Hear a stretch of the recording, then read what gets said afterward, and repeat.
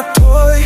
Tiếng yêu trao đầu môi cho hồn tôi đắm say trong bao cơn mơ ngày đêm quay cuồng. Lối gió em mà thôi đã gieo trong lòng tôi một hình dung khó phai.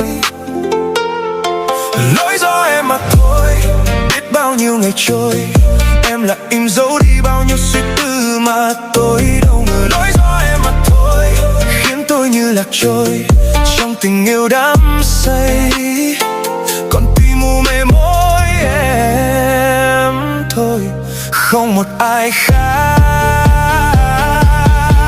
Phải chăng là lỗi của anh, chẳng tôi nào hay, ánh mắt bờ môi trao nhau sao xuyến con tim này. Từng giây từng phút đắm đuối bên nhau trong đêm dài, mong bên em mãi thôi. Phải chăng là lỗi của anh, chẳng tôi nào hay, bóng dáng người cho tôi thêm